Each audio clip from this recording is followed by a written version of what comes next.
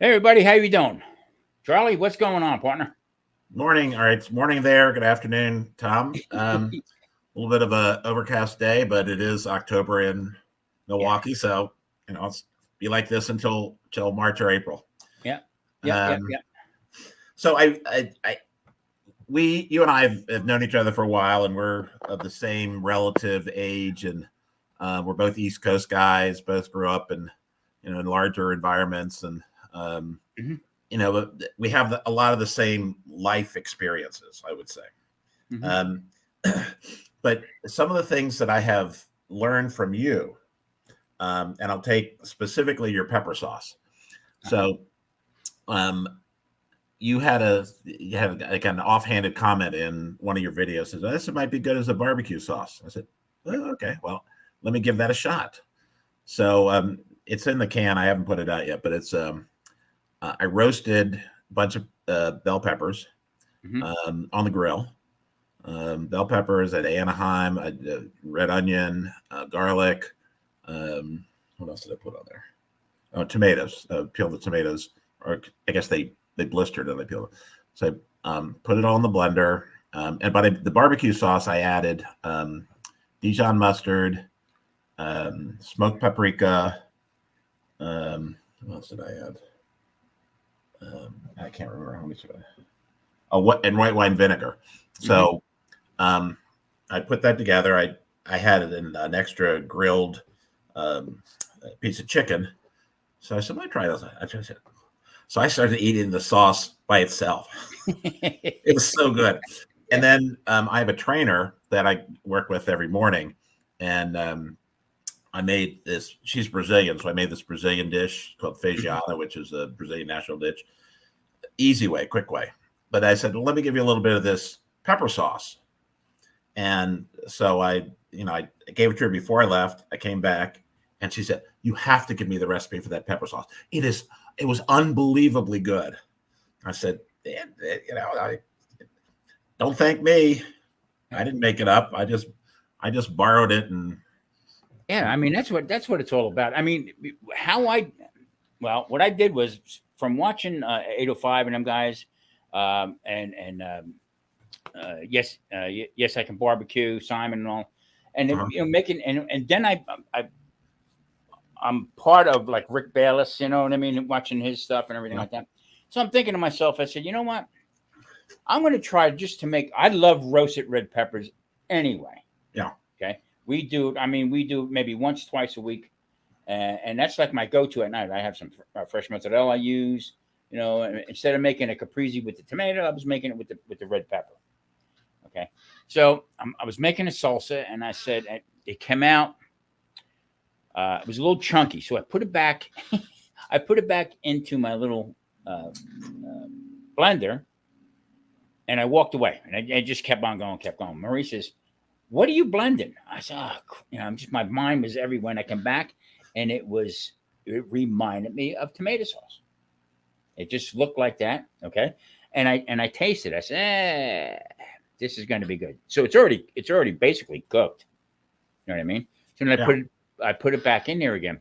Now, when it came to the barbecue sauce, I had some other peppers that I put in. So she said, to be barbecue sauce, it still has that little bit of a tang to it. Ah, it took for me to get that sweet taste, or my mind to think that it's sweet. I use Chinese five spice. Uh-huh. I put that in there. That automatically hits me with sweet, and I'm good with not adding sugar. But you can add brown sugar to it. If you're not diabetic like I am, you could probably get away with monk fruit or stuff like that also. So yeah, it worked. I tell you what, Charlie, I sort of stepped away from the tomatoes a little bit. I use canned tomatoes. I have no qualms with them. I use either Cento but I found Sprouts had a little bit lower um, carb count on it. All right, Uh-huh. so but I still go back and forth. But me and Marie just, I mean, it was like wow, you know what I mean? It was very good, and I think this is the kind of thing you could certainly put on fish, which I Yeah. did one point. Chicken, obviously. I think pork chops it would work. I'm not sure about a steak. I'm not sure it lends itself that way, but Yeah. a lot of stuff, it It's just more, works. yeah, more for like a lighter, Yeah. lighter dishes. But I got to say, with that same sauce, I've added some hotter peppers to it. Okay. And I did have it a few times with my steak. What I did was I just on the plate, I just smeared a little bit of it on the bottom of the plate, put Right. the steak on top of it, and tried it from there. So I like a little hot stuff. You know what I don't see anybody doing anymore? Maybe you can think about this in a minute. With steaks, nobody uses horseradish anymore. They don't use it. But you do, right? I know. I mean, it's Use well, yeah. I mean, that was when growing up and working in clubs. You have a little prime rib for. I always wanted the end cut. I was an end cut kind of guy. yeah, For dinner after service, I say to the chef, I say, do you have an end cut? He said, yeah. So get a horseradish, sit down with a baked potato, and I when you had too much horseradish because all of a sudden your nose just yep. felt like it was going to explode and go into your brain. But yeah, I keep it in my refrigerator, and if I feel like I get a little sniffle here and there, I break out the horseradish and there. In our place, we used there's to a actually. sauce. Go ahead. Go ahead. No, we used to shave the horseradish onto the prime rib, and send it out that way. You know what I mean? Real thin, where you actually chew on it a little bit. Now we have And fresh horseradish, and my wife likes to put the whipped cream in the Mhm. horseradish, and we also have there's a Wobler's sauce, it's horseradish sauce, Mhm. that she uses a lot for some other things. She doesn't want just horseradish, which we do keep in the fridge, but she'll mitigate it somewhat with either sour cream or whipped cream or something. Yeah, and like I said, all the different people use butter and stuff on there, and then we used to make compound butters also to put on stuff. You know what I mean? Yeah. So now you're. I'm gonna thank you for your shout out and for your cook for the keto guys. I mean, that was fantastic. You did what I'm trying to do with people. Okay, and at least I touched one person. You. About doing it. You understand what I'm saying, okay? Yeah. It's not rocket science. It's not well, you're keto, so I can't eat that. That's the furthest thing from the truth. And you clarified it for me yesterday. You really did with your video. If anybody's out in the chat watching whatever, check out Charlie's latest video about the keto guys, and he made shrimp with the coconut sauce. It was a red Thai chili, I believe it was. Yeah. And excellent. Now, coconut milk I used in the beginning, okay, and I don't know, I just got away from it. I don't know why I did, but yeah, I mean that's totally keto. I mean, yeah, especially the unsweetened part. Yeah, exactly. Even Sweetened, not so much, but yeah. I did check. I did research to make sure what I was saying was not, what I think I knew. I just looked it up and said, okay, well, enough keto places said coconut milk is keto friendly, and I'm looking for keto friendly. I'm not looking for 100% keto because exactly. And the bottom line, like I said, I'm type 2 diabetic, so I really have to watch.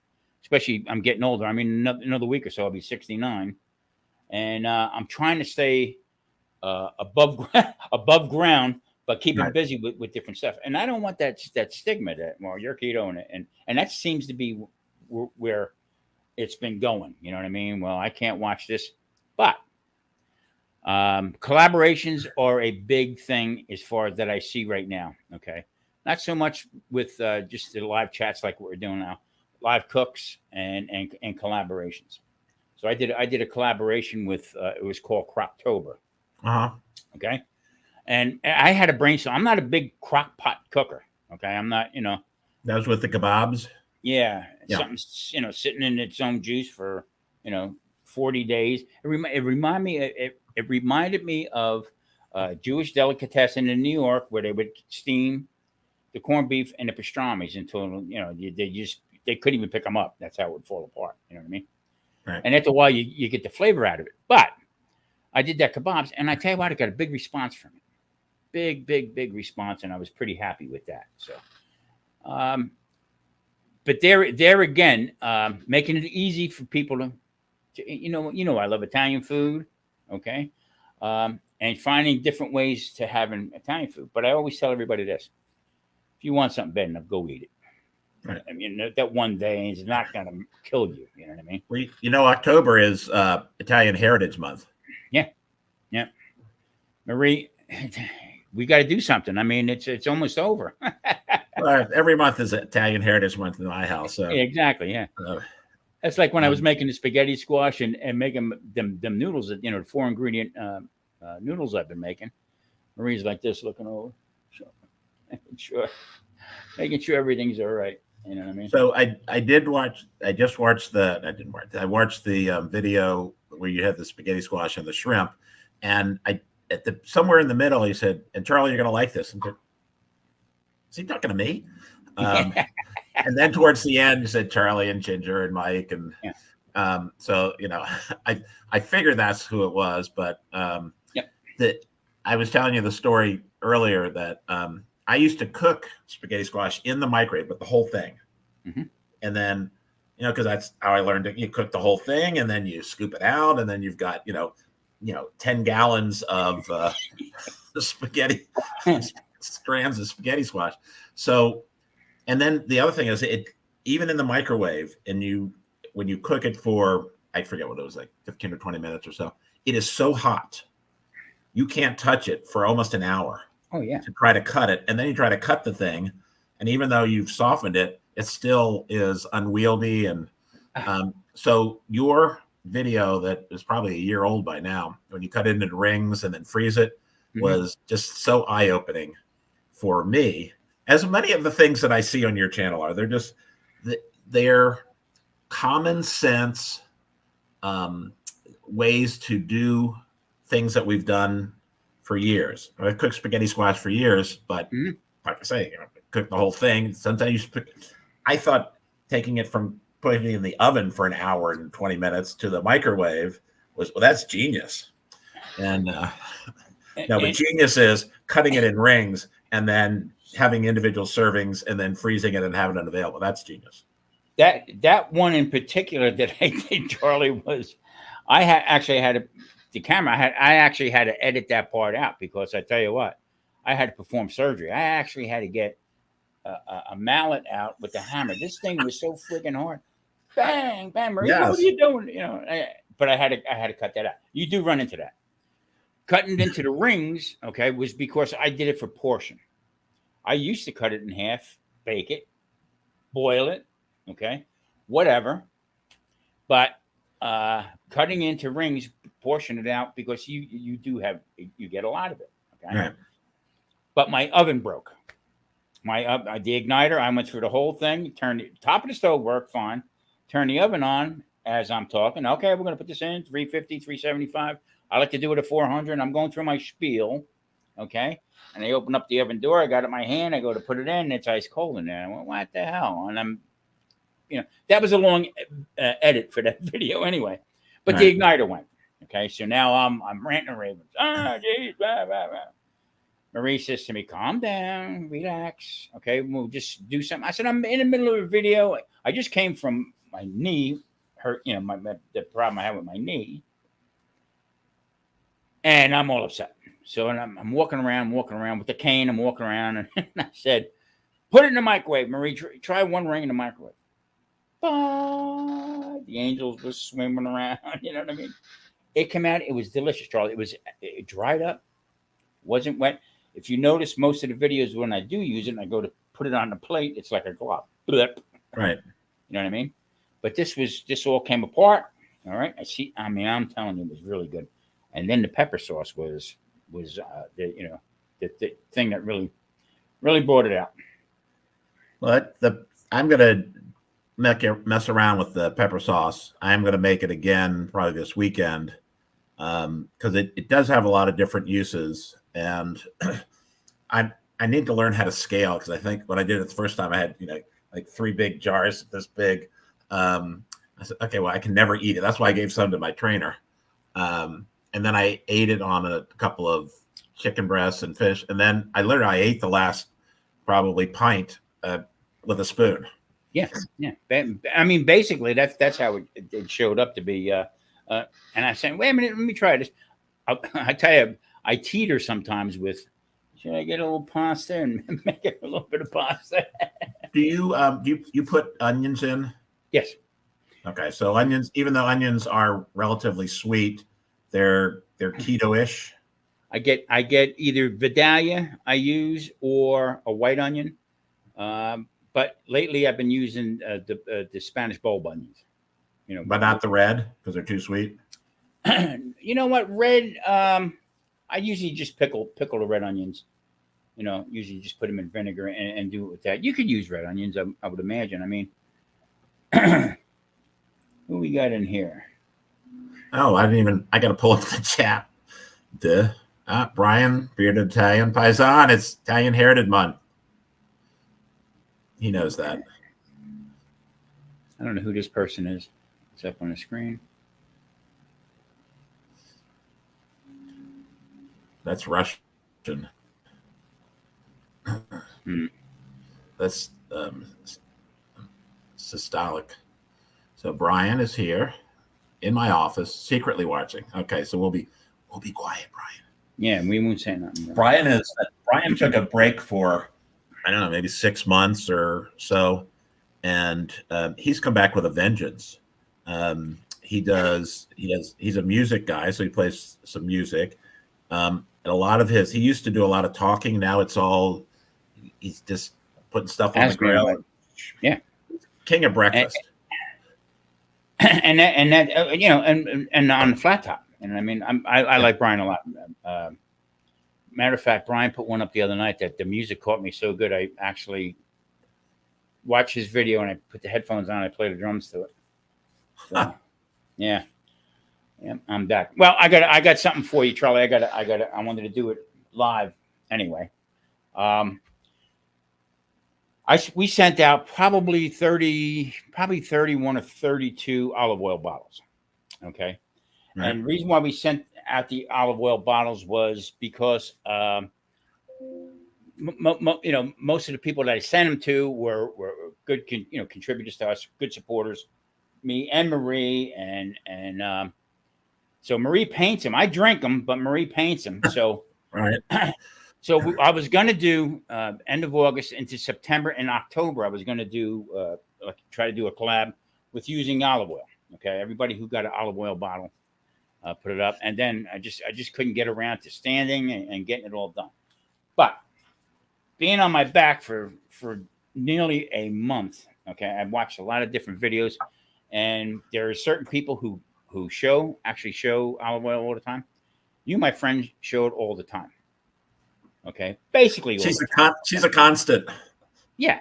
So what we were going to do, we were going to give away a Popeye bottle for that collab and stuff like that. But this is coming to you. Ooh, very cool. Okay. Very nice. You can put olive.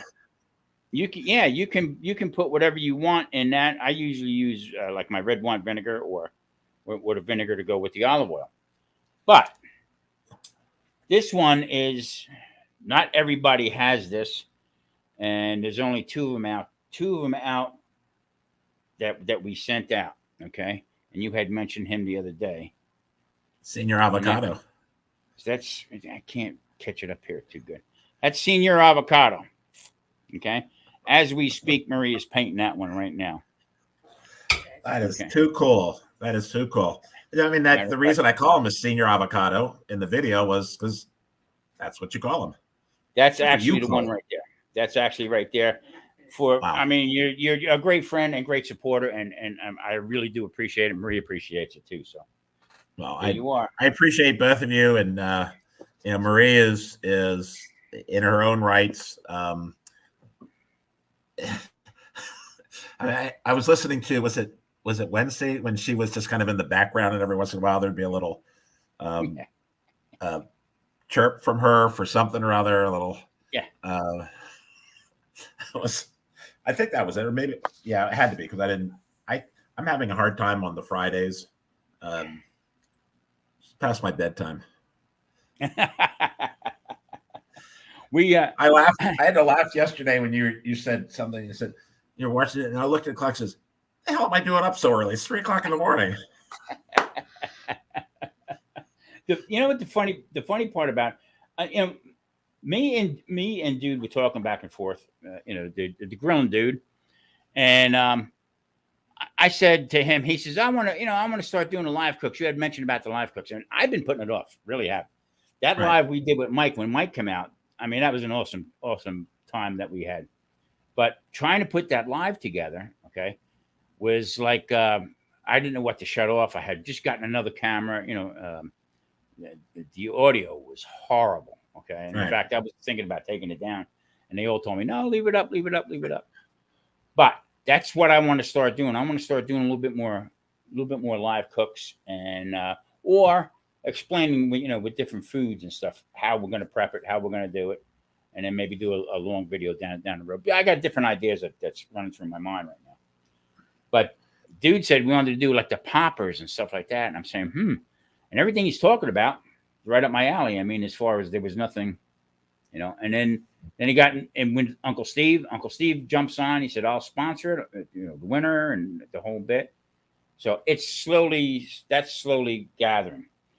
My spiel yesterday with the keto guys was that I'm gonna open it up more. I don't want it to be where, oh, you're just keto, so we don't want nothing to do with it. And then you hit the block of ice with the hammer and just open it right up, in my eyes anyway.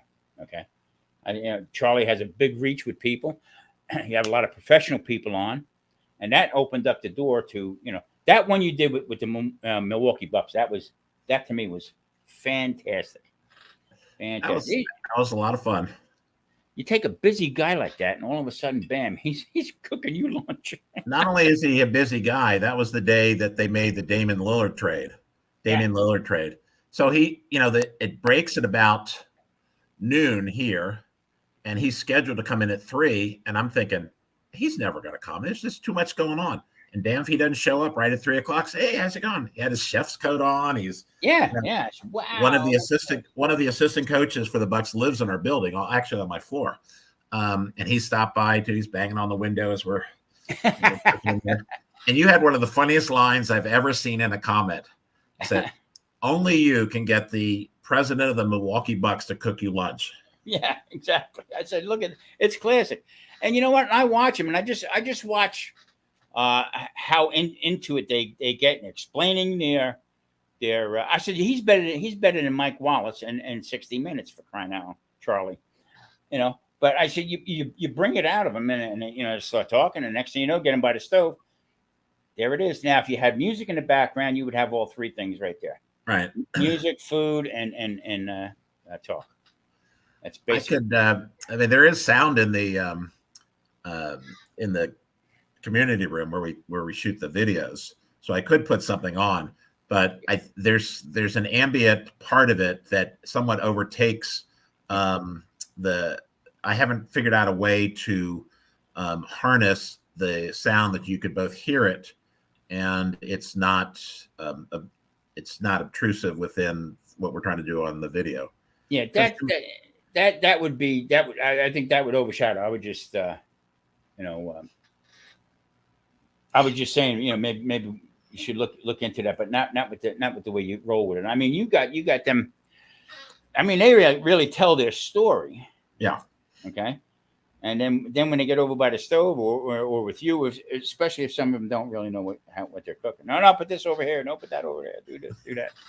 It's great. It really is. I appreciate the kind word. Yeah, but it's truly one of the most fun things that I do. I mean, I like to do the videos. I like to cook. I certainly like to eat. But sitting down with people who, within the context of people trying to make a difference in our city, which is what almost all of them are, and being able to talk to them and have them explain how we get from growing up in a poor neighborhood and on one of the most incarcerated zip codes in the United States, and become the mayor, become the county executive of Milwaukee, become a congresswoman. I mean, the stories and how people persevere and move forward, and then we cook something good and we eat it. So That's, when you were doing that one with the two guys, I can't remember who it was, but you made the flour tortillas. Made what? You made the tortillas from scratch. Oh yeah, okay, yeah. Okay, there you go. Jason Gonzalez and yeah. That's right there. That's in your face. This is how you do it, and from people who make them all the time. And I personally think all of them. I haven't seen a bad one yet. Let's put it that way. I've not seen a bad one yet. I think my wife would say I've never met a meal that I hadn't liked. But yeah, in terms of the video quality and the people that have come on and the stories they tell, and then, interview, cook, eat, it all just kind of flows. And, I enjoy it. I'm going to keep doing it for a while. And I look at the time sometimes, it's 35 minutes. I got to cut it down. But, the other part, I do cut it down. There's some extraneous stuff that just it's repetitious, and a lot of it is me droning on about how funny I am. So I got to cut out some of the nonsense that makes, my wife made me cut out, what was it? Oh, the Congresswoman, Gwen Moore, who's our Congresswoman, was in. She's a beautiful woman. She's 70 some, very serious, but she had a lot of fun. But Strawberry Fields? Yeah, no. She did the stuffed peppers, the Mexican stuffed peppers, and we had but she made something, or she made a comment about the deputy, the sheriff in the one horse town, Barney Frank, and I turned and said, "You mean Barney Fife?" And she says, "Oh, Barney Fife. No, I don't mean Barney Frank." And so when I did the original video, I put a big picture of Barney Fife up there, and I always let my wife look at the ones that are, that are kind of high visibility people, and she said, "Oh, you can't put that in here. That'll embarrass her." I said, "But it's funny." I said, "Yes, it is, but you cannot put that in there." So I had to take it out, and she's the voice of reason in a lot of these things. But those are some of the things that happen. They say things that it was kind of embarrassing, and I kind of cut them out. So look, it's here. Yeah, the dude's here. So I'm going to ask you a question, Charlie. Sure. I try to to bank my videos and stuff like that. I try to be a little bit ahead of it. Okay, sometimes it bites me in the butt. But how far in advance do you book these people? Is it harder? Oh, book the people? Yeah. Usually a month in advance, or more. It just kind of depends. If you book them far enough out, it's harder for them to back out. I've only had a couple that have said, "Hey, I can't do it then." But I just, a lot of these people I know, they're friends, they're friends of friends, and they know they've seen videos, they know what's there, they know this is not a trap, this is not someone trying to get a gotcha question. Yeah. It's pretty much, come and be upbeat, tell your story, let's eat something. I'd say about a month, and then I contact them the week before and say, "All right, what do you want to cook?" And then I go through, "Hey, what do you need me to prepare? I'll go shopping, I'll do all the prep work, you tell me what you need." And some people say, "I got you, I'll take this, this, and this. Why don't you do this?" And then I usually usually do them 10 o'clock on Saturday mornings. And so I'll go down and bring everything from my apartment all the way down 6 floors, and then set up, because I basically have now put my kitchen in the community room. And then I'll get up, then I'll prep in terms of asking or redoing the script. I have a script, and so I go through it so I can say it without having to look at it, and then I just repeat it until I'm comfortable, and then they come in, and then they just have a good time. That's the beauty part of it. Once you start getting used to it, Mike, my partner, Keto Mike, said yesterday, that he's a little leery about doing a live cook. Right. It's Mike, just do it. I mean, this is it's not the Food Network or anything else like that. You know what I mean? Mike, I'm gonna tell you something. Mike's got a great sense of humor, and when we met face to face, okay, it was iconic. I mean, it was just, I mean, funnier than hell. You know what I mean? And he's got that sense of humor, and you know it. Yeah. I'll say something, and you know it's coming. I just wish the audio was a little bit better. Okay, but we had a good time, and the food came out really good. And I wanted him to get over to the stove a little bit more, but he was more comfortable, with the narrating. Right. But what a great guy! What a great guy! Well, Great to meet. I agree with you. I heard him say that yesterday on the chat, and I said, didn't you just watch Tom's video where he completely messed up and just kind of go through and you work through it. And that's what me and him talked in the beginning, because we turned around and we sort of came up together. I mean, we'd have 20 subscribers. Okay. Right. And the best, with 3 comments and be me and him going back and forth, that was the crux of it. But we gelled. We got together, and then like the dude put us up there. I met a lot of people through the dude. Yeah. But okay, with that said, we grew. Okay. Charlie, I went back and looked at, I think, a couple of my early videos. My God, I should have been beat up on screen, right? For putting some of that junk that I put out. But it's there. It's still there. And that's how you learn. You grow from it. You know what I mean? Yeah, absolutely. Everybody gets with the high tech with the cameras and this and that. Yeah. My other good friend, okay, Grumpus on Fire Barbecue. Okay. Right. Grumpus told me flat out, Tom, if you're telling a story, tell the story. It takes 3 hours. Somebody's going to watch it. Don't cater to what other people are telling you not to do. So I'm not going to, but I mean, someone will. Yeah. I mean, some things get a little long-winded and stuff like that. I cut that crap out. But in the same token, no, he's right. He was right. So. Well, that's why I look at the time and I say, yeah, it's a little long, but that's what it is. I mean, when you do your cooks too, I don't even know how long it was, probably 10, 15 minutes. The shrimp. Yeah. And spaghetti squash. I mean, you're telling a story. That's what it is. That I'm not changing what I do. Dude, they were almost going to ban me from Hey, it's nice to have friends. You know what I mean? I love that. Everybody, well, you and I have talked about this both off screen, on screen, but the dude has been a great friend to me, to you, to a lot of us out there. And I would not be doing what I do, and I know you've said the same thing, without the dude. And he's great. And he's gone through a lot in his personal life that I think we're both privy to. And he's come through it every day. I love the guy. I would do anything for him. He's been a great friend, and someone who I appreciate. I'll say that. And what I don't know if I got tongue tied yesterday, but my point was I talked to the guys prior to. Okay, Mike. Okay, the grilling dude brought us all together. Yeah.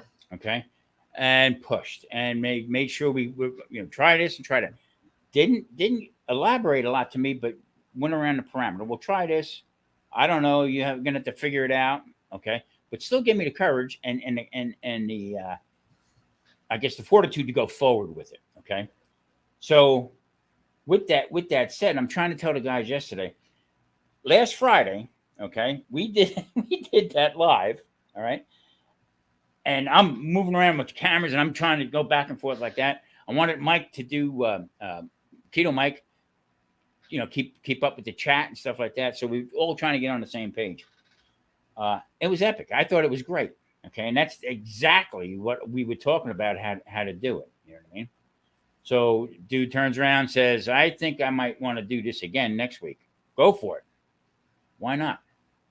Yeah. So I'm trying to let the guys know that from Wednesday, I think Lee took it, I don't know, one way, but I was trying to segue us getting somebody from our world to come up Friday night with Dude and do a cook, whether it's Right. me and him or stuff like that. I think that would be the right way to. Black Iowa. I love that. He I'll is. pay. That would be because he is completely unscripted. I've done collaboratives with him, Mm-hmm. and he will do it. He's got no script. He's doing it off the cuff, and then he'll mess up and say, "Okay, I got to start over," and then he'll start over, and then he'll go through it, and he'll have a completely different um, wording that he uses for everything, and then he has different pop culture. He's the king of pop culture references. He Yeah, cracks he me is. up. But they're just off the top of his head. And so for a live, I mean, obviously you don't have to censor anybody, but he would be one if you're on network television, you'd be censoring. Yeah, yeah. Well, I'm going to bring him up on with us with the keto show, and then working from there with the clap. That was my way to try to segue into with the Dude. Hey, listen, we're all getting together Friday night over at the Dude's channel. Okay, Grown Dude. We're going to be doing a live. Would you be interested in that? Okay, that's what I was more or less what I was looking for. Not Right. necessarily to do it on a Wednesday with us. Right. I mean, but pro. Hi, Marcel. Happy birthday yesterday Marcel, or how you doing, Wednesday, whenever. Oh, yes, yesterday. It was Yeah, so yeah. early in the morning. I saw it on Facebook and I wished her a happy birthday. And so then yesterday I said, well, I know her birthday was in the last couple of days. I said, yeah, it was like 12 hours ago that I wrote that. So that's where my brain is. I passed through one of her that she had put up with her birthday, and it looked like I said, "Holy crap! Look at these people singing something to her, some kind of song to her." I said, "Man, they look like they tapped into the Sangria a little bit." So, Charlie, Yes. getting back to your, the the shrimp that you made for the keto guys and stuff like that. Uh-huh. What brought you to that? Not because of us or anything, but that type with the Thai chili, and also with the coconut milk and that. I know you did some research on it. You said, yeah, I did research. I wanted to make sure that the ingredients were keto friendly, which is I'm more concerned with keto friendly than keto, because it, quite frankly, it's a good way to eat. Cut out the carbs, all the white food, white bread, white pasta, white rice, all that.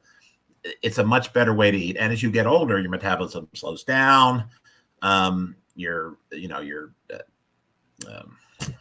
hemoglobin, the glycemic index starts to creep up. So, you need to get rid of the carbs. You need to, and I've gone to a eating process when you and I grew up, it was protein, starch, vegetable, every meal. That's what you got.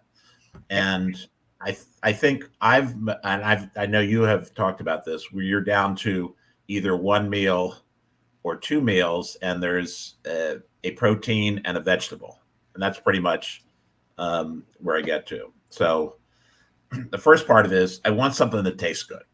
I hopefully everything I make tastes good. And those things, the coconut milk, curry paste, they're staples. And I eat shrimp all the time because there's. Yeah. I don't use frozen; I use fresh. And the place that I go to, the Metro Market here, they come already. The back is split and deveined. Right. So all I can do is just peel off the shell and throw them in. And again, I'm going to point out, all you people out there who are putting your tails on shrimp and you expect us to eat them with a spoon and a fork, just stop it. That's lazy, man. That's lazy. Back in the day, we'd get the blocks frozen, okay, and we would do 20 pounds of shrimp, clean them every day. Right. Yeah, devein them, shell them, the whole bit. Some would be left with the tail on, and some would tail off. So, but to answer your question, so usually if I'm eating any kind of coconut curry dish, I'm putting rice on there, and I have naan. And so I said, let's roll this back. Let's try to make this that's more keto friendly, that reaches a broader audience. Because a lot of stuff I do, it's not, and I know that, but it's a better way to eat. So I was trying to figure out how can I make this more palatable to everyone who's either a pescatarian or is keto, and how does that make sense? So that's it's kind of what I just wanted to make sure everything kind of fit in. Like the cherry tomatoes, I was surprised when they said that's keto friendly. Mm-hmm. Really? Okay. So I'm sorry. Go ahead. No. So if just for curiosity, with people who don't realize, when I use tomato paste, which is rarely, what I do is when I make a tomato sauce, I make it fast, quick, and I call it a utility sauce because I use that to go onto maybe a fish sauce or a meat sauce or whatever down the line. But I don't make a lot of it because I don't want to store a lot of it. And when I do store it, we put it in a Ziploc bag. Okay, lay it in my chest freezer so it stays flat, and I'll just break pieces off it to use that. But if you look on the back of a can of tomato paste, 2 tablespoons is a serving, okay? And that is 6 grams of carbohydrates. I do 20 grams a day or less. Right. So I use very little of the tomato sauce, okay? But if that's all I'm taking in, I'll use a little bit more in the cooking. And then once you cook, it actually comes down a little bit. The carbs. Nobody has really proved that, but sounds good. It's complicated, and I'm telling people, eat it. Don't worry about it. Eat. You're fine. Okay, as long as you get in your mind that you're watching what you're doing, you're in good shape. So, Bud Files is in. Drunken Chef is here. Hey, by the way, if any of yous, Chef got hammered with the trolls and bots and got his channel hammered. So he's back up and running again, and he had a hard time finding ghost peppers for his. This stuff is really good. Chef, I'll be hitting you up later on to order some. That's one of my favorites that he has right there. So okay. So I guess I missed that. Something happened to his channel.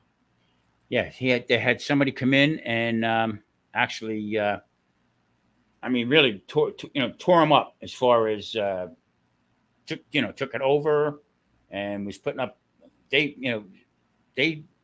hit me with from his channel from what they took over. It said something about Tesla. Okay, I don't know the full story of who did it or why, but actually cut him out. Actually cut him completely out. They had to shut everything down and go through the whole routine again and redo him again. So you got to be very careful. Great guy, another great channel. So Elon Musk was bombing his channel. Is that where we're? Yeah, I'm looking. I'm saying, what the hell? Chef doing something with Tesla, and then what they did was they put up the one video that me and him did together, a collab. Right. They reposted that, okay, and then I started, and then because when I do a live, Charlie, I'll take that live and I'll put it in a live, segment, a live portion of my channel. Okay. Right. It wasn't there. Okay. When I turned around and went back in again, it was in my regular videos. So somebody, sort of fooling around with it. So anyway, hacked my channel, took it over, changed the name, added another video. Okay. Well, gotcha. Yeah. It wasn't fair. It just was not fair. He's a great guy. He's a great supporter for people, like you see right now. He just popped in and stuff. So if you can check him out, check out his rubs and spices. I tell you, really good. They're really, really good. So there again. Speaking of spices, there's another thing I stole from you is your spice mix, and I think I told you this. I had the Grillaholics had that salt, pepper, garlic, which I use. Yep. And I like it because I like garlic like you. And then you mentioned at one point that your spice rub had onion in it. I said, yeah, okay, well, I like onions. So I started doing that. And so I called, it's my own spice blend that I stole from you. But it works, and I use it all the time, and it just makes a lot of sense because it just does. I encourage them. I encourage people to do it. It wasn't stolen. Mike, Curific Mike has his Mikey mix. Okay, he uses powder in his. I use all granulated stuff. Okay, right. Because what happened, and the holes that are in the top of it, it doesn't allow a lot of the big granulates. Like not like a salt shaker. Okay, so it calms that down a little bit, but enhances the flavor a lot with it. I also take that and I season my pan. I put that on the pan first if I'm going to saute anything. I've noticed that. And then when I put any kind of, like chicken or beef or whatever I'm putting in there, and then I just do the other top. That's all just little hacks from back in the business, back in the day. But making your own stuff, you don't have to worry about using 2 and 3 different things at a time.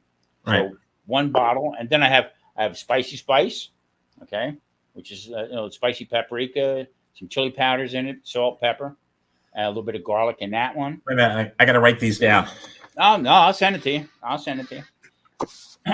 But the whole and you know what? I seen Bearded Italian. He's got his own little mix going on. Yeah. That's what it's all about. I mean, my big thing is play with your food, because that's the only way you're going to get away from that idea that no, I got to have mashed potatoes. No, I got to have this. No, I got to have that. No, you don't. Yeah. Just mix it up a little bit. And you proved it yesterday. But I urge everybody to go watch Charlie's Cooking Secrets for Men, his video yesterday. Yep. He shouted me out big time, and I can't thank him enough. And Mike, can't thank you enough. And when you did yours the other day, I can't imagine that you had seen the video, that you had to have done that, a while ago. So, I mean, you were nice enough to shout me out, as also Ginger and Keto Mike, among others. But that was, you are one of the people that is play with your food kind of guy. There's no, rhyme or reason. This sounds good. Well, let's give it a shot. Yeah. I mean, and very rarely did, I got to be careful what I say here. Very rarely does Marie say, "Phew, this tastes like crap." You know what I mean? And it's just that mix. The big problem I had was when I was doing the egg life wraps and I was making manigot. Okay. She was looking over like that. She makes them from scratch.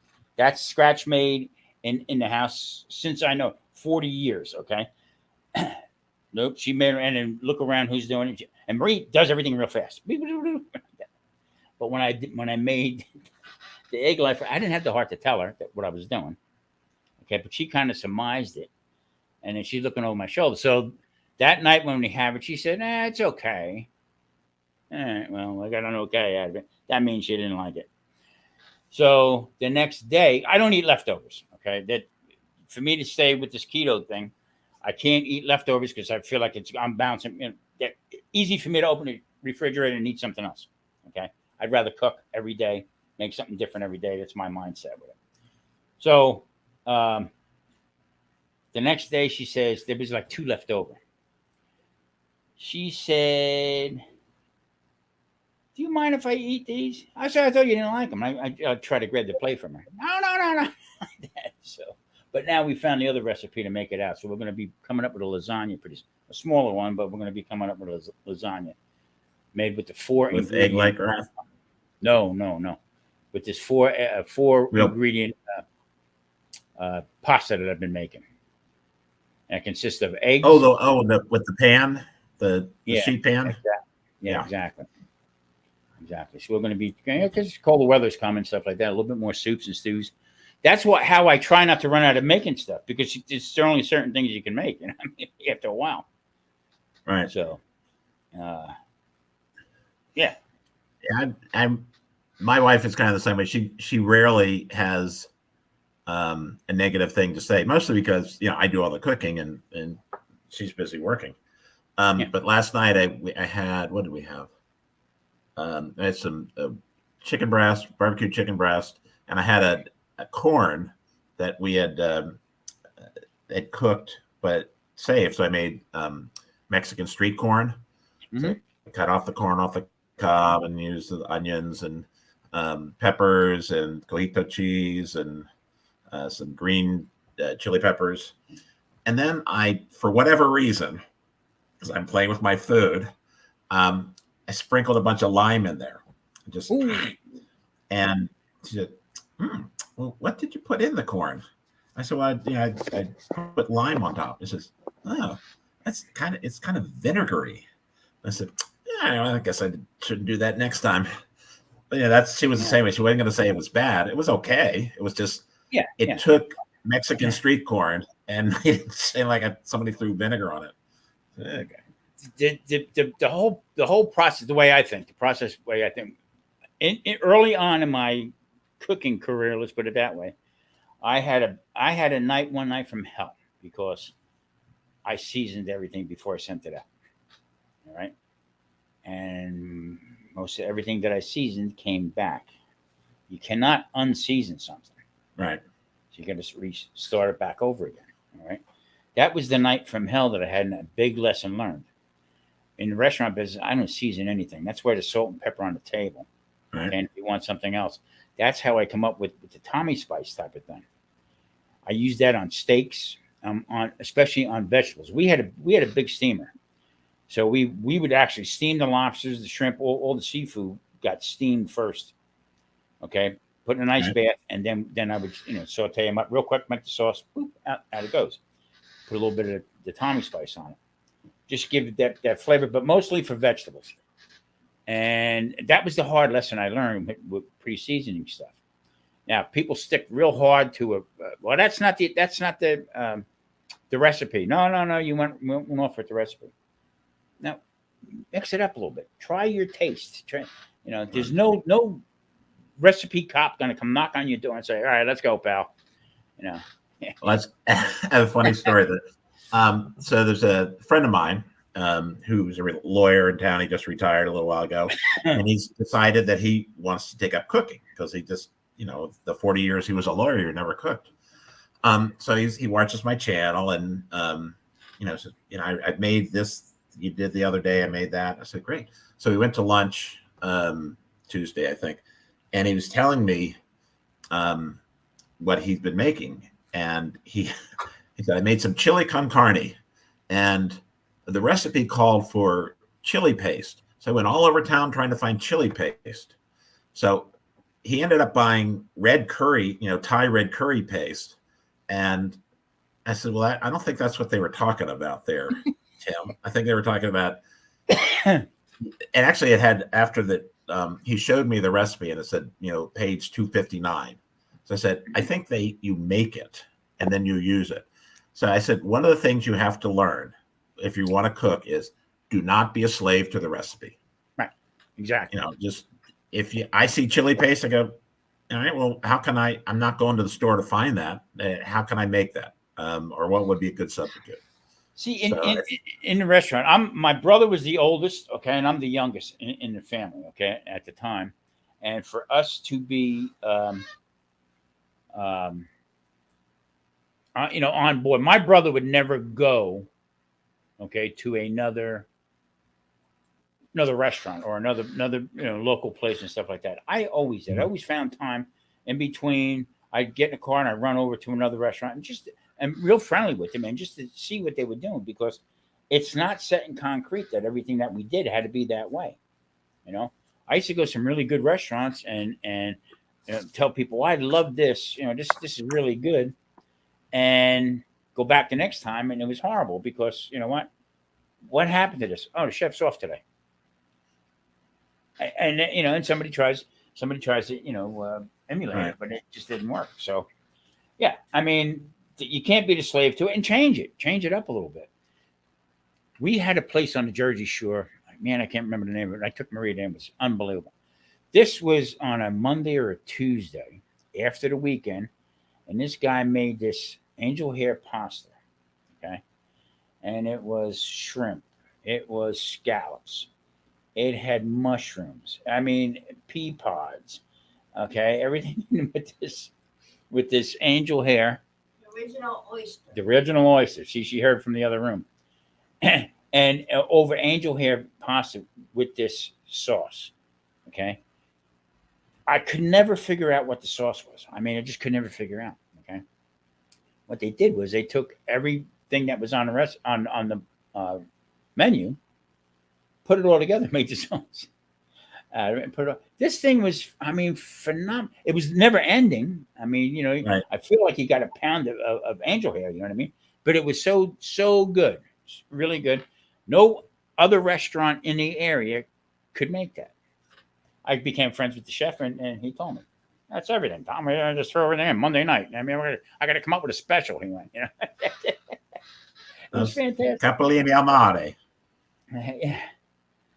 Expeditionary Johnny. Hey, John, how you doing? Nice to see you. Hope things are going good for you, pal. Garden State Gardener. That's my man, Joe.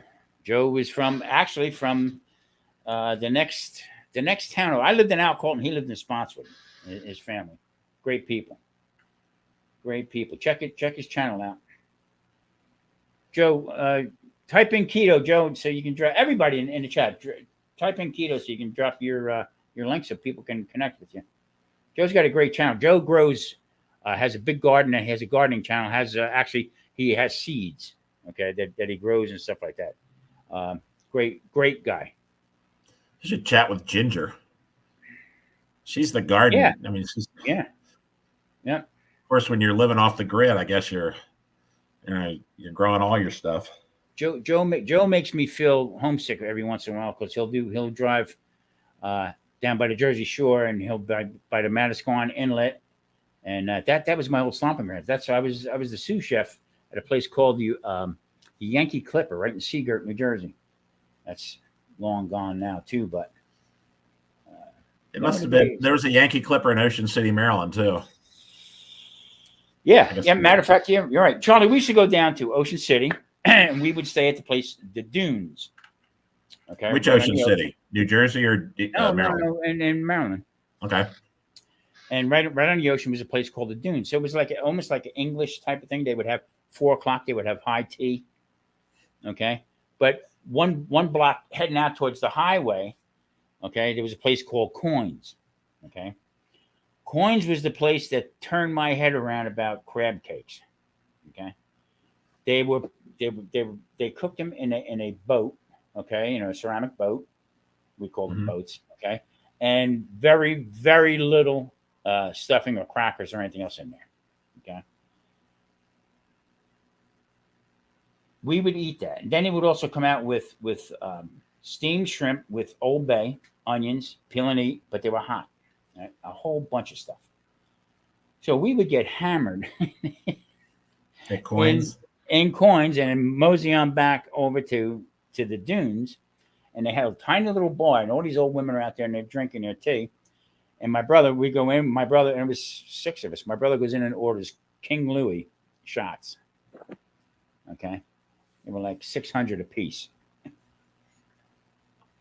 The manager comes in, laughing, carrying on. The manager comes in, ladies talking. High tea, it's got to be quiet, isn't it? He told her, shh, they're drinking King Louis. We used to go down there all the time. That in was it Fager's Island? Yeah, that's at between. It's right at the very top end of Ocean City, right before it turns into to Delaware. We stayed there. It was a hotel. It was like in the round, but they had a place. Yeah. I cannot remember the name of the place, but they have a place down there that had prime rib. Boy, I tell you what. Nick Idoni's ribs. Was up there. Yeah, there were a lot of those. Well, Bobby Baker, his place. Bobby Baker he was involved with something with Lyndon Johnson, and I forget what he did. It was whatever it was illegal, and he went to jail for it. But Bobby Baker's place was right down there, there were a lot of those steak places back in the 70s, high end. They've gone by the wayside because there's not that many people eat fine dining anymore. But there were a lot of them, especially the farther north you went towards Delaware and Jersey, and you got out of the boardwalk area. Those are nicer places, and you almost look like it was a Vegas type of environment because they're all lit up and they're high rises, and they've got they've got all kinds of fountains and stuff out front, and they all went away. I used to tell my other brother, I used to say, here we live on the Jersey Shore and we're going down to Ocean City, Maryland. But it was a change of pace because it was almost like totally different, a little bit more laid back and stuff like that. So, did you take the ferry or did you drive? No, we took the ferry. Yeah. And we take the ferry over, and then it was actually faster, you know what I mean? But once we got in there, I mean, this place coins. Matter of fact, Charlie, when we first started going there, it was a small, very small place. And it was next to it was on the end of it was a 7-Eleven, and it was a couple little stores right next to it. Okay. Uh-huh. Next year we went down, they expanded. Okay. The next year we went down, they expanded even more. Okay. The last time I had went there, they had the whole strip mall. The owner was there. His son and daughter ran the place, and the son had a band. That band would start at 2:00 in the afternoon. Okay. And it would go into the night. But I tell you what, the food was fantastic. It wasn't no, shirt and tie place or anything like that. It was just everybody from the beach, almost like a local place. But I tell you what, the food was off the charts. I'm looking it up right now where it was. Oh, I see where it was. Yeah. It's near the Jolly Roger. Yes. What? It's near the Jolly Roger, which is the big. Yeah, that was one of the putt and rides and stuff was the Jolly Roger, and Hoyens is, according to this map, was right there. Yeah, great people. I don't know. I don't know who. I didn't go to Hoyens, but it was definitely a nice place to go to. And then you know what? There's a lot of other places that we went to.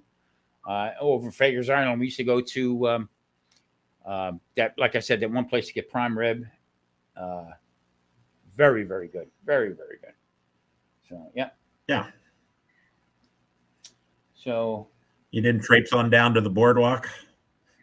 Nah, I was. I had my boardwalk days back in Seaside Heights, and we. I'm just seeing here. Garden State Joe's saying how all of a sudden now Asbury Park is the place to be, and for years and years and years. I remember when I was a kid, Asbury Park was the place. It was family oriented, and then that hit Skid Row for a while. Right. It was horrible, and then and then started making its comeback. Don't forget, down there you had Stone Pony. Bruce used to play there all the time. And at one time, that was not in our competition, but that was like we had a rock club up in where we were. That's how we turned it into a restaurant. Because after a while, we just and finally, my sister-in-law, she just turned 81. My brother had passed, and I got out of it many years ago, but it's still part of it. But they just got rid of it. The town bought it. The town bought it. They're going to take. It was on 10 acres of ground. So I think they're going to demolish the building and make it into some kind of park because they've built up around there so much. And they're well, sad, but you know what? Move on. You got to move on with things. Can't dwell on it. Charlie, what do you got coming up? I am ratcheting down. I've got a lot of. I got a list of videos that are in the can that I'm going to dole out about 2 a week because I'm having my knee replaced in a couple weeks, and I'll be unavailable to carry stuff, go to the.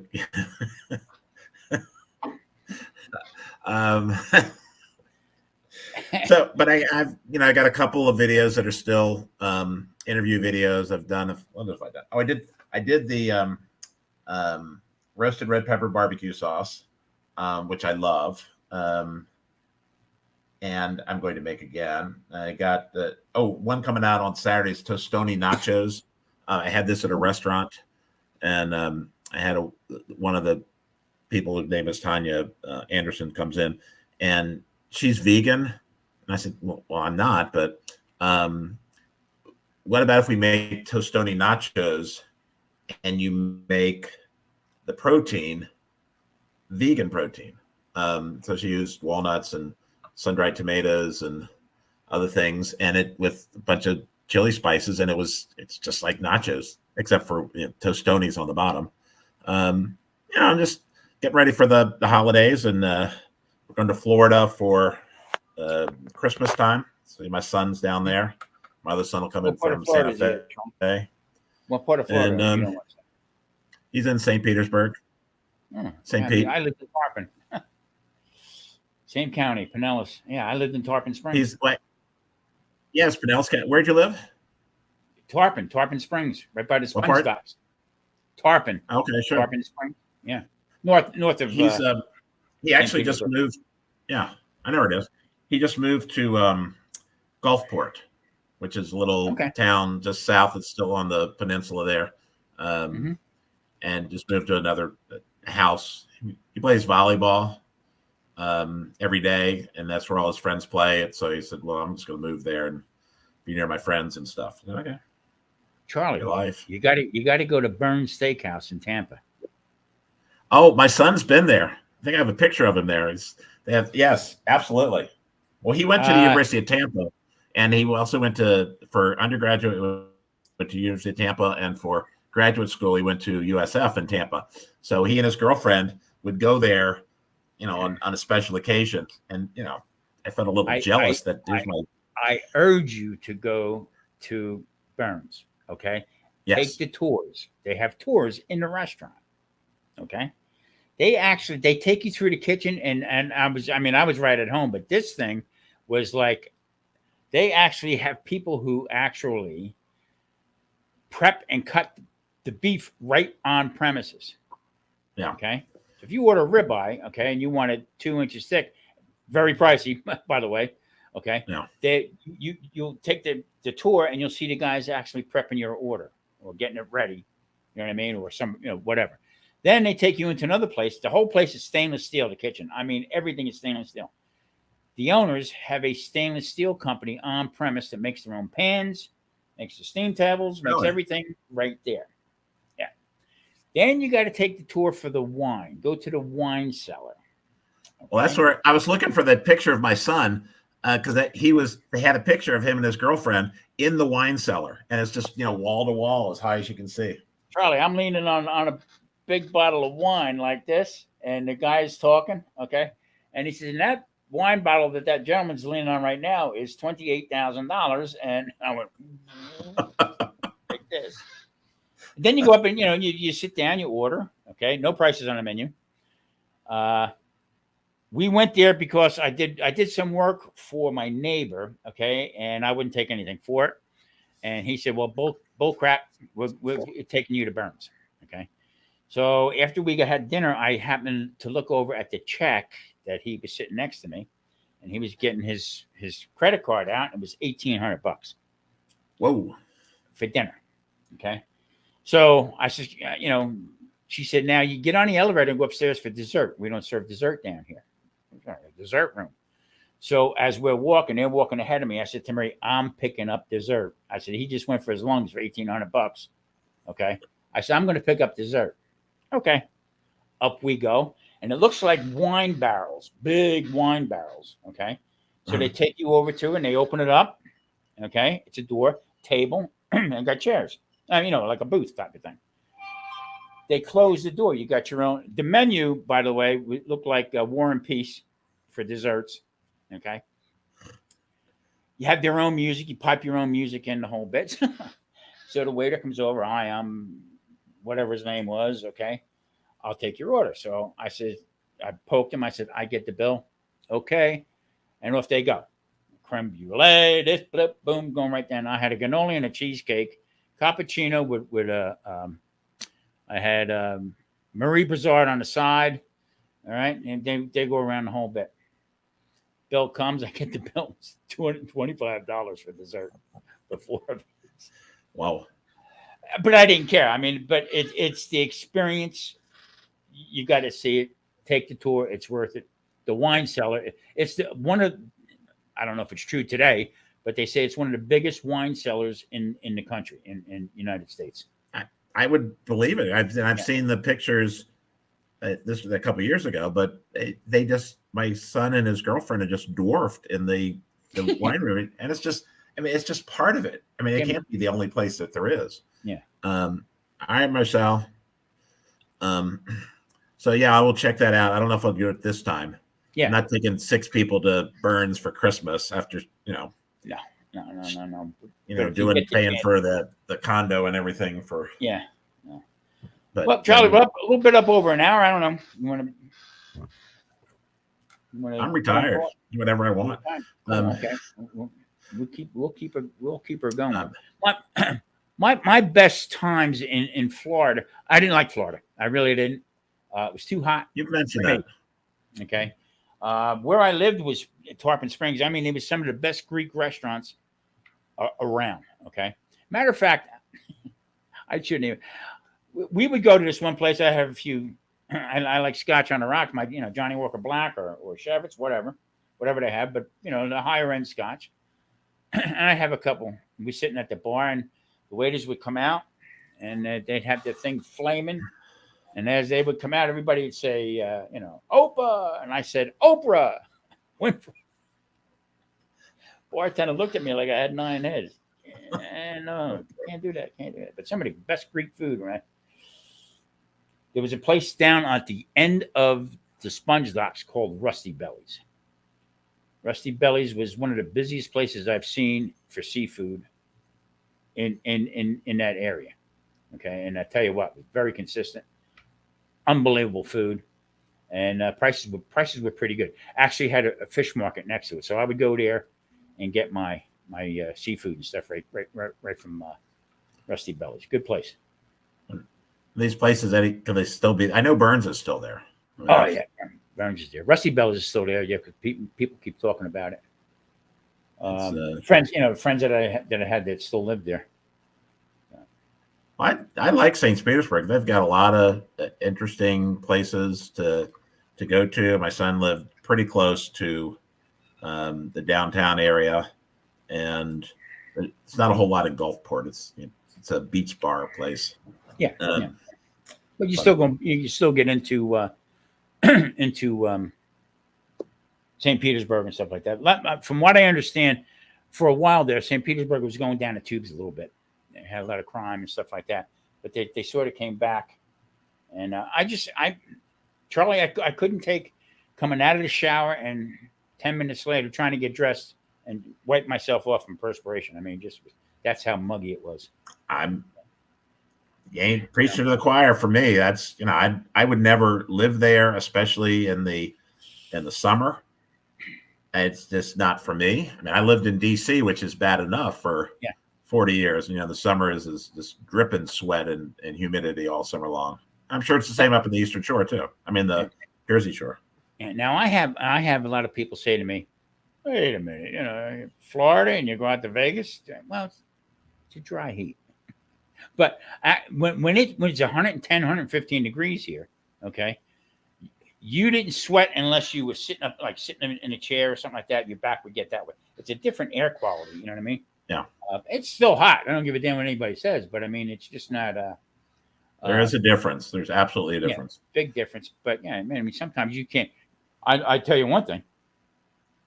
I have never in my life got in my car, okay, and touched the steering wheel. I couldn't touch it. Here and now. I mean, it is just really hot. Really, really hot. Do you ever watch? Do you watch the channel The Laughing Lion? No. He's a Vegas guy, and he shoots live videos on Fremont Street and the Strip, and it's mesmerizing. The people watching, it's just who I've been following. Matter of fact, we were supposed to get together and meet up for a lunch. It's called Danny the Medic. Okay, Danny the Medic he's a Chinese guy, Oriental guy, and he's a roller. He comes out here and he's a New York City paramedic. Okay, and then but travels the country for different. If there's a problem, they'll fly him in. Okay, Uh-huh. he's actually very good at what he does. Okay, but he has this channel. I tell you, just his eye contact and the way he looks. But he comes out to Vegas quite a bit, and he does reviews. Okay, he'll bite into he'll do some Chinese food, but he'll go with like all the different casinos for the buffets and stuff, and he'll bite into something. He'll be chilling and look around and I give it a 6, and then go on from there. You know what I mean? Just keeps going on and on. But he opened the door to a lot more people going in with foods and stuff. Now he's inviting people. Before he didn't want anybody on there. So I follow him just because take different people's outlook on different restaurants and stuff out here. Yeah. Very rarely do we go to the Strip for dinner. Okay, the closest when anybody comes into town, we go to a place called Bootleggers. It's on Las Vegas Boulevard, but it's closer to me. You're in Henderson, right? Yeah, Yeah. And it's off the Strip. It's Bootleggers been here since 1947.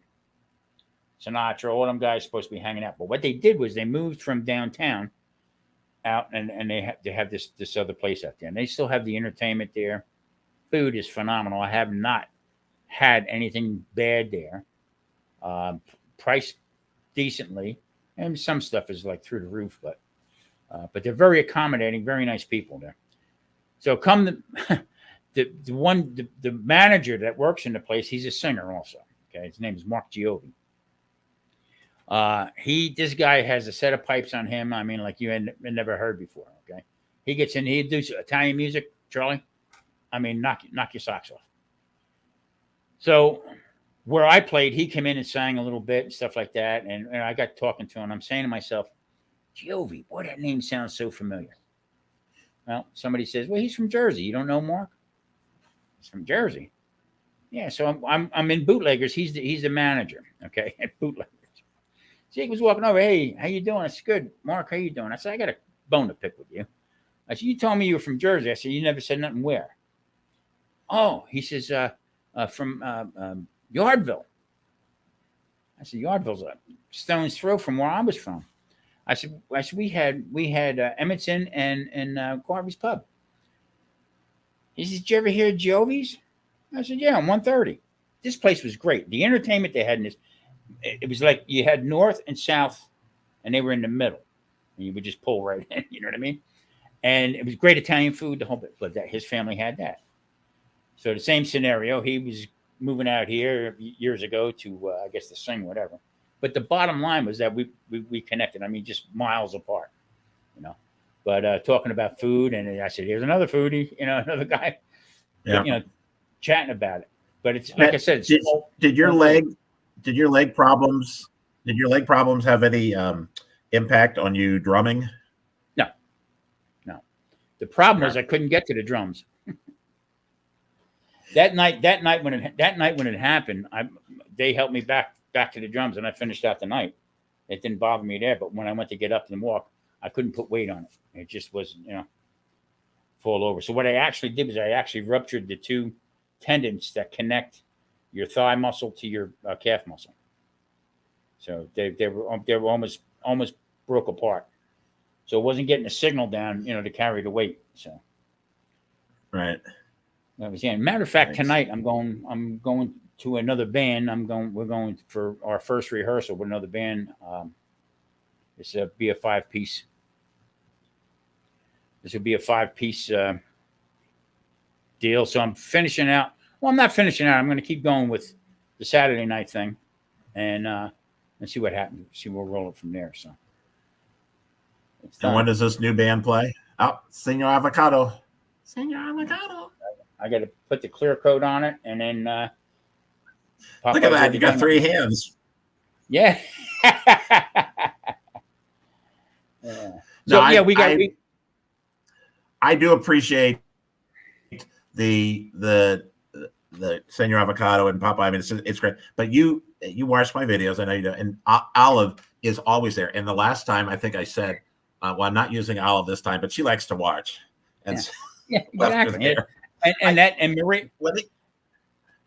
Okay. And Marie turned around. She said, "No, that did it." She says, "Every video I've seen with Charlie, Olive's been in it, and there it is." And so, But she was the Well, one come up with senior avocado too. So senior avocado.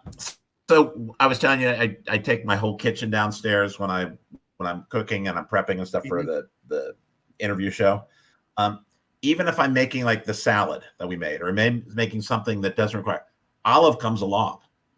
Olive is always on set, and I don't know, it's a security blanket kind of thing. It makes me feel good that she's sitting there. Reminds me of you and Marie. It's just and how that came about was in the restaurant. I had a shelf over the stove, so I had all my stuff there. I would just pick it up. But after a while, I used to drink Chianti throughout the night. Okay, so after a while, if one of the other sous chef would come by me and move something, that would ruin the dinner. So I said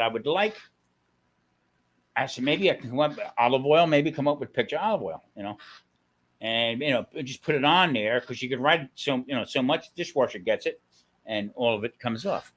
So years later, I was telling that story, and all of a sudden Marie, she comes to me and I see her painting on the dining room table. I said, "What are you doing?" And then she said, "Oh, here it is." So this is. What did I do? He disappeared. Where is he? He's gone. Yeah, hold on a minute. Let me do something here. Yeah, so that's the green screen. This is how she does it. She paints these. Okay, so we're going to come up. Yeah, we're going to come up with something with Wimpy. So yeah, that's how that came about. So Marie's very talented when it comes to the paintbrush.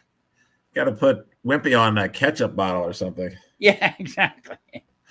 So but yeah, that's how that came about. But she brought it.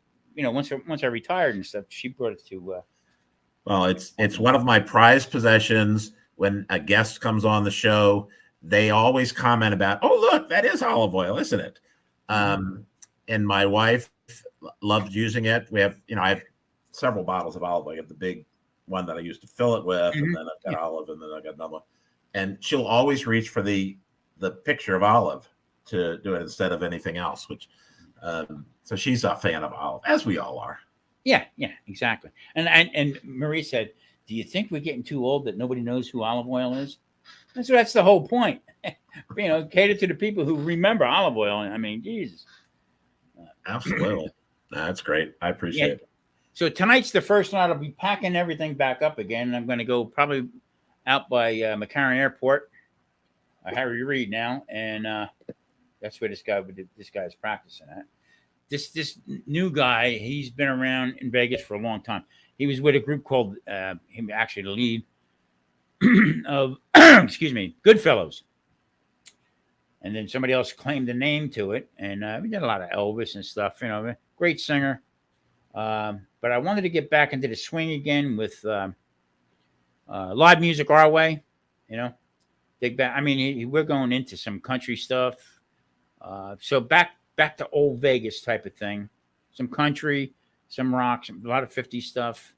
And then right back up into the 80s and 90s and everything like that. So the guy's multi-talented, and he is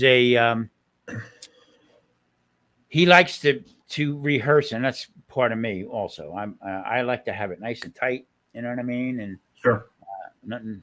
So that's where we're going to bring it. We're going to start it anyway. So I never played with him before, but he turned around and said to me, "Well, tonight we're going to be breaking in. I'm going to audition a lead guitar player." I said, "I guess I'm in the band already, But I'll continue my Saturday night stuff. So Marie says, "Are you sure you're okay taking that stuff on? Doing all this moving around and everything like that." Charlie, that month I was in bed. I couldn't stand it. Could not stand it. So this is my way of, people say exercise, I'm going to exercise my way, Well, it's, when you're retirement for some people, it's not easy. Because a lot of people retire and have no idea what they're going to do. I'm lucky enough to do something I love to do. I do a lot of different things, but this is my retirement job. Same with you. And you got to keep busy. You can't just sit there and watch TV and, go drink cappuccino and espresso at the social club. Yeah, exactly. I even have it, where I live is 55 and older. Apartments. They have one place what they call the pavilion, and that is smaller apartments. Well, most of them are all 2 bedroom, but smaller, and it almost looks like a hotel type of thing. Right. So that's where they usually put the elder people. And I shouldn't say that, but I mean that's just the way it is. But they have a game room. It's got all the amenities that you want. The swimming pool, the whole bit. So Marie went up to get the mail the other day, and some woman said, "Hey, there's a gentleman here who I don't know plays something, but he goes to the VFW every Tuesday from 12 to 3 or something like that, and he either plays the piano or guitar, or whatever. Would your husband be interested in playing the drums?" I told Maria that today. No, we're gonna put that on the shelf for a little bit. You know what I mean? There ain't enough. There's not enough scotch in the VFW for me to even break out the drumsticks. Not at noon. Yeah, not exactly at noon. Holy crap! I did read an article, the most recent, I think it was probably the New York Times, that 5 o'clock dinner reservations have taken a huge jump in the last couple of years. People are eating dinner earlier, and I told my if I ever make a 5 o'clock reservation, I want you to shoot me, because I may be getting older, but I'm not old. I'm not, I eat dinner at 7, 8 o'clock whenever dinner's ready. I'm not going at 5 o'clock. But that is, yeah. People push their day back, and when you go to bed at 8 o'clock, you got to eat early. The place that we do go out here, okay, it's in Anthem. I mean, maybe 3 miles from my house. It's called the Tuscany Grill. Now, these are 3 guys, okay, who came from the Strip, all worked together. One's a chef. The other one was a front man, and the other guy ran the bar. All right, a bar manager. So I guess they got canned or whatever. I think 20 years now they've been in this one place here. And the difference out here is you go into a bar, there's a slot machine buried in the bar. So where your seat is, and there's a slot machine inside the bar. Okay, so you go there. They open at 4 o'clock, close at 11. They're open 7 days a week. All right. Out in the dining room, they got Sinatra and all that stuff. In the bar area, they have tables and stuff. Plus, they have a patio. They have 2 or 3 TVs going on with horse racing, baseball, football, whatever the sport of the day is. And then you sit down at the bar, and you can either play. And then when you order food, they come out with this plastic tray. It fits on the bar, and that's where you eat your dinner. But the slot machine is still wide open. Okay. So the first time we go there, they make a great filet mignon steak done perfect. Okay. They're very consistent with it. And then I'll get a green vegetable, and we'll go from there with it. Béarnaise. Okay. Very good. The calamari sometimes hit or miss. Okay. But Marie started out with this eggplant, and I try to replicate it. All right. They make this eggplant parm appetizer, and I'm telling you, Charlie, it's old school. Still has the crispness to the breading and stuff, and that's what I'm saying. It's not done the way I should have it, but for that little bit, it's not bad. So now we go there, and now we get the bar menu. They come up with a bar menu with all these different appetizers. I love escargot. I'll have escargot. I'll have that eggplant and something else, and I'm stuffed. But as you're playing, we don't gamble that much, but when we do go there, okay, we play so that you don't pay for the drinks. Okay. So one night I think I had a bottle and a half of Chianti, Ruffino. We had the appetizers. So for the 2 of us, it was $35. I mean, you can't go wrong. Great food, great food, the whole bit. But if you go into the dining room, the music's playing, and it's like going to a funeral, to a wake. I'm looking around for somebody who's laying out. Okay, quiet. I can't eat dinner that quiet. Right. But the food is off the charts good. But I have friends who are out here who say, that place, I don't like that place. The marinara sauce is not good. It's Tuscany. It's meat. You know what I mean? But then I don't say no more to it. I just leave it go. It's a shame. It really is a shame. But that's a couple of places that we do go to. Every once in a while, I'll go to. Close to me is Green Valley Ranch. So I'll go to Green Valley Ranch. The M is another place, or South Point. South Point caters more to,